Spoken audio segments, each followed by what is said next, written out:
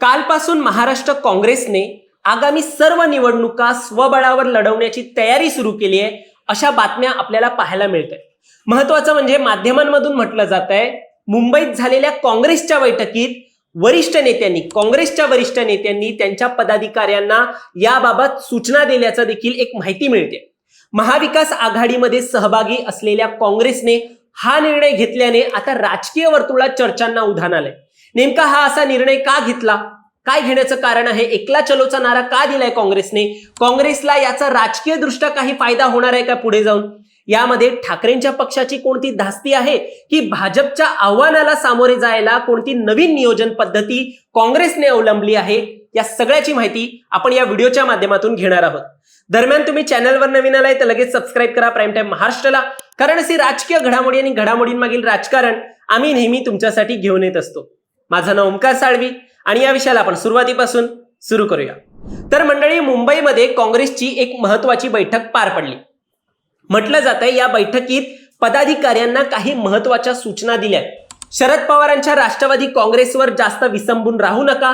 स्थानिक स्वराज्य संस्थांच्या निवडणुकांसह विधानसभा आणि लोकसभा निवडणुका आपल्याला स्वबळावर लढवण्याची तयारी करायची आहे. या सगळ्यावरती काँग्रेसने चर्चा केली असल्याचं माध्यमे सांगतात. त्या बैठकीमध्ये ही सगळी चर्चा झाली.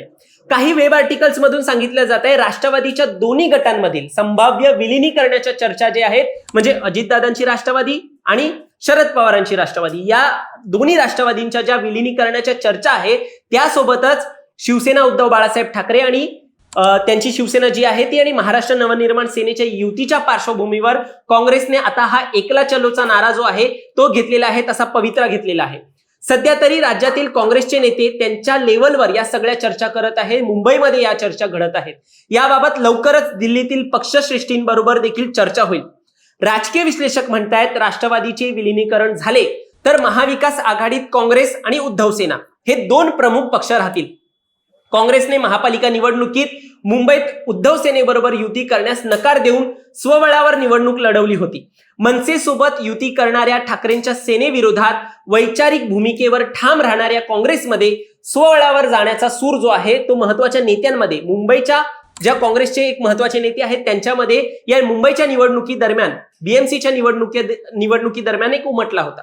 आता मुंबईत आम्ही एकटे का लढलो हे सांगताना काँग्रेसने नेहमी हेच सांगितलंय की ही सगळी कार्यकर्त्यांची निवडणूक होती, त्यामध्ये सगळ्यांना संधी मिळाली पाहिजे आणि म्हणूनच आम्ही एकला चलोचा नारा देतोय, असं काँग्रेसकडून सातत्याने एक म्हटलं जात होतं. पण आता राजकीय विश्लेषक म्हणतायत आगामी निवडणुका देखील पुन्हा स्वबळावर लढायचं ठरवणं यामागे आतापर्यंतच्या झालेल्या निवडणुकांचा अनुभव जो आहे तो काँग्रेसचा एक आहे आणि भविष्यातील राजकीय घडामोडींचा विचार काँग्रेसने केला असणार आहे. आता हे विश्लेषकांचं मत आहे, त्यामध्ये त्यांचं म्हणणं आहे की काँग्रेसने आगामी काळात एकटं लढण्यामागे बरीच कारणं आहेत. त्यातील एक म्हणजे महाविकास आघाडीतील पक्षांमध्ये समन्वयाचा अभाव होता.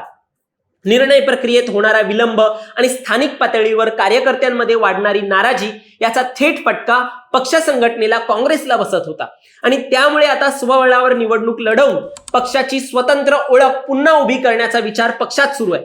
काही महानगरपालिका व नगरपालिकांमध्ये काँग्रेसने स्वबळावर उमेदवार उभे केले होते. यातून पक्षाला संमिश्र यश मिळालं.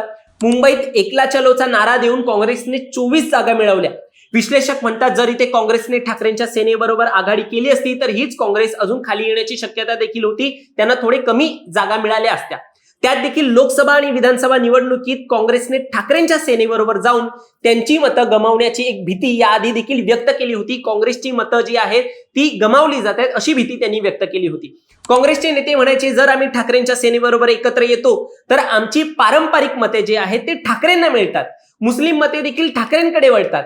पण हेच जेव्हा ठाकरेंच्या मतदारांचा विषय होतो, त्यांचा विषय येतो, तेव्हा मात्र मराठी आणि इतर ठाकरेंचे पारंपरिक मतदार भाजप आणि शिंदे सेनेला मतं देतात. ते आमच्याकडे वळत नाही, काँग्रेसकडे वळत नाही. यात फक्त ठाकरेंचाच फायदा होतो आणि ही शक्यता देखील टाळण्यासाठी काँग्रेसने आता स्वबळावर लढायचं ठरवलं होतं, मागे देखील ठरवलं होतं आणि यापुढे देखील हे कारण सांगितलं जात आहे. ठाकरेंचे जे नेते आहेत अंबादास दानवे ते म्हणतात पक्ष चालवण्यासाठी आणि तो पक्ष जिवंत ठेवण्यासाठी आपली स्वबळाची ताकद आजमावण्याची प्रत्येक पक्ष एक विचार करत असतो, स्वबळाचा विचार करून निवडणूक लढवायचा प्रयत्न करत असतो. आम्ही देखील स्वबळाचे विचार आमच्या पक्षात मांडत असतो. विश्लेषक म्हणतात महापालिकेत काँग्रेसने स्वबळाचा नारा देणं हे त्यांच्यासाठी फायदेशीर ठरलंय. याआधी देखील काँग्रेसने नेहमी प्रयत्न केलाय की निवडणूक झाल्यावर युती करायची. मात्र मागच्या निवडणुकांमध्ये मिळालेल्या कमी यशानंतर आणि एकला चलोचा नारा देऊन मिळालेल्या ठीकठाक यशानंतर, महापालिकेच्या त्या यशानंतर आता पुढे देखील अशी स्ट्रॅटर्जी काँग्रेस कायम ठेवत त्यांच्या पक्षाला उभारी देणार आहे, असं विश्लेषकांचं मत आहे. आणि सर्वात शेवटी महत्वाची गोष्ट म्हणजे लोकसभा निवडणुकीला अजून 3 वर्षाचा कालावधी आहे पुढच्या लोकसभा निवडणुकीला.